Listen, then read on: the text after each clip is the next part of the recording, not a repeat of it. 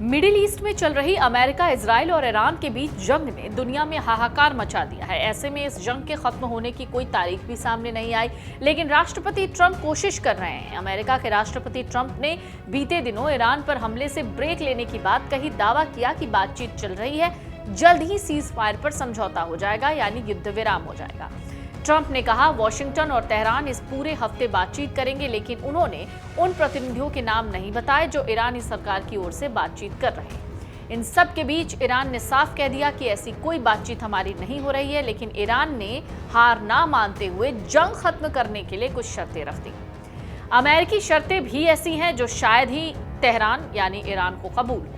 इसलिए Donald Trump जो युद्ध से हर हाल में भागना चाह रहे हैं, क्या वो तेहरान की इन शर्तों को मानेंगे, ये बड़ा सवाल है। लेकिन इन सब के बीच पाकिस्तान पूरी कोशिश कर रहा है कि अमेरिका, ईरान और इजराइल में एक समझौता हो जाए और ये युद्ध खत्म हो जाए, क्योंकि पाकिस्तान की भी हालत बड़ी खराब हो चली है। अमेरिका के उपराष्ट्रपति जेडी वेंस शांति वार्ता पर बात करने के लिए पाकिस्तान, इस्लामाबाद जा रहे हैं और उससे पहले ईरान ने अपनी कुछ शर्तें बता दी हैं, यानी ईरान मानेगा तो कुछ शर्तों के साथ। ईरान ने अमेरिका के सामने जो शर्तें रखी हैं वो कुछ ऐसी हैं। वॉल स्ट्रीट जर्नल की रिपोर्ट के मुताबिक ट्रंप के प्रस्ताव के जवाब के तौर पर ईरान ने खाड़ी क्षेत्र में अमेरिकी ठिकानों को बंद करने, सभी प्रतिबंधों को खत्म करने, हिजबुल्लाह के खिलाफ इजरायली अभियान को रोकने और एक ऐसे ढांचे की मांग की है जिसके तहत उसे होर्मुज स्ट्रेट से गुजरने वाले जहाजों से शुल्क वसूलने की अनुमति मिल जाए। ईरान के साथ चल रहे युद्ध को खत्म करने के लिए अमेरिकी राष्ट्रपति ट्रंप ने तेहरान के सामने 15 सूत्रीय शांति प्रस्ताव रख दिए हैं, यानी अमेरिका ने भी एक ट्रंप कार्ड खेला है, ट्रंप ने एक ट्रंप कार्ड खेला है और 15 शर्तें अमेरिका ने भी रख दी हैं, जिसमें वॉशिंगटन ने 1 महीने के सीज फायर, तेहरान के न्यूक्लियर प्रोग्राम को सीमित करना, प्रॉक्सी ग्रुप्स जैसे हमास, हिजबुल्लाह, इन सब को समर्थन देना बंद करना और स्ट्रेट ऑफ हॉर्मुज को फिर से खोलने की मांग रखी गई। वहीं इसके बदले में अमेरिका ने ईरान पर आंशिक प्रतिबंध हटाने और यूएन की निगरानी में नागरिक परमाणु कार्यक्रम की मंजूरी देने का प्रस्ताव दिया है। एक रिपोर्ट कहती है ये प्रस्ताव पाकिस्तान के मध्यस्थों के जरिए ईरान तक पहुंचाए गए। ट्रंप ने एक ट्वीट किया ट्रुथ सोशल पर। प्रधानमंत्री शहबाज शरीफ, जो पाकिस्तान के प्रधानमंत्री हैं, उनकी एक पोस्ट साझा की जिसमें इस्लामाबाद ने सार्थक बातचीत की सुविधा देने की बात कही। अगले हफ्ते से शुरू होने वाली संभावित वार्ता में, यानी इस बातचीत में जो होने वाली है या नहीं, अभी इस बारे में कुछ पता नहीं चल रहा, लेकिन इसमें अमेरिका की ओर से स्टीव विटकॉफ और जेरेड कुशनर भी शामिल हो सकते हैं। जेडी वेंस भी जाएंगे शायद। बताया जा रहा है कि ट्रंप जो हैं उनके प्रशासन के इस प्रस्ताव में ईरान की सैन्य बुनियादी ढांचे और मिसाइल क्षमताओं को खत्म करने की बात कही गई है। इसके साथ ही ईरान ने अपने प्रॉक्सी समूहों को समर्थन बंद करना होगा, ये भी बातें हैं। अमेरिका चाहता है कि परमाणु ईंधन की सुविधा ईरान से बाहर स्थित हो। ट्रंप ने ईरान से स्ट्रेट ऑफ हॉर्मुज को फिर से खोलने की भी बात कही। इसके बदले में अमेरिका आंशिक प्रतिबंधों में छूट, संयुक्त राष्ट्र की निगरानी में सिविलियन न्यूक्लियर प्रोग्राम, ईंधन सुविधा ईरान के बाहर और अर्थव्यवस्था को फिर से ठीक करने के लिए आर्थिक सहयोग का वादा कर रहा है। हालांकि राजनयिक तो ये मानते हैं कि ये शर्तें इतनी व्यापक हैं कि ईरान इन्हें वर्तमान स्वरूप में तो स्वीकार करने के लिए शायद ही तैयार हो। उधर अमेरिका के इस अचानक सीज फायर प्रस्ताव ने इजरायली अधिकारियों को हैरान कर दिया है, जो युद्ध जारी रखने के पक्ष में थे।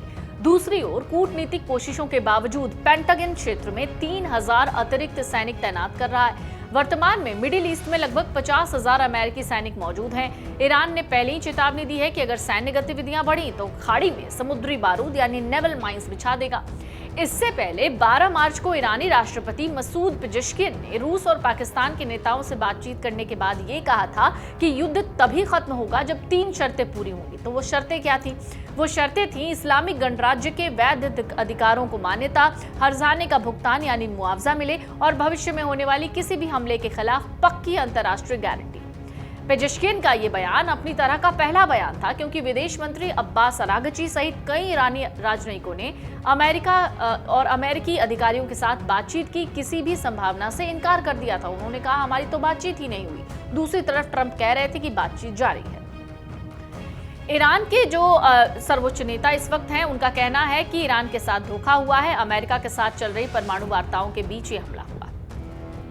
फिलहाल ईरान ने युद्ध विराम के लिए अमेरिका के सामने जो शर्तें रखी हैं वो बता देते हैं आपको। ईरान ने कहा है, ईरान ने ये मांग की है कि फारस खाड़ी और पश्चिम एशिया में सभी अमेरिकी सैन्य ठिकानों को बंद किया जाए। ईरान ने यह भी मांग की कि होर्मुज स्ट्रेट से गुजरने वाले सभी व्यापारिक जहाजों से शुल्क वसूलने का अधिकार उसको मिले, ठीक वैसे ही जैसे स्वेज नहर में होता है। ईरान ने कहा कि युद्ध के दौरान अमेरिका और इजराइल के हमलों में ईरान को जो भी नुकसान हुआ है उसकी भरपाई अमेरिका और इजराइल करे, यानी ईरान ने अमेरिका और इजराइल से मुआवजा मांगा है। ईरान ने मांग की है कि उसके ऊपर लगाए गए सभी प्रतिबंध हटाए जाएं, भविष्य में ईरान के खिलाफ कोई युद्ध थोपा न जाए। ईरान ने कहा कि वो बगैर किसी बातचीत के अपनी बैलिस्टिक मिसाइलों का निर्माण जारी रखेगा और ईरानी मिसाइलों के लिए कोई रेंज नहीं होगी। ईरान ने मांग की है कि लेबनान में हिजबुल्लाह के खिलाफ होने वाले इजरायली हमलों को रोका जाए। ईरान की शर्तें मानना अमेरिका के लिए असंभव क्यों है? इसमें सबसे खास बात दरअसल सैन्य वापसी को लेकर है। ईरान की शर्त है कि अमेरिका मध्य पूर्व से यानी मिडिल ईस्ट से अपने सभी सैन्य बेस हटा ले। अमेरिका के लिए ऐसा करना इस इलाके में अपने प्रभाव को पूरी तरीके से खत्म करने जैसा होगा और सऊदी अरब जैसे सहयोगियों को असुरक्षित छोड़ने जैसा होगा। अमेरिका किसी हाल में इस शर्त को तो नहीं मानेगा।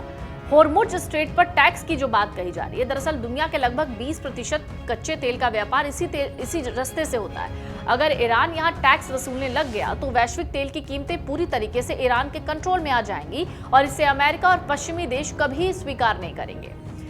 इजराइल हिजबुल्लाह जैसे ईरान के प्रॉक्सी संगठनों का खात्मा चाहता है और ईरान की शर्त में हिजबुल्लाह को बचाना शामिल है। ये शर्त भी अमेरिका इजराइल को मंजूर नहीं होगी।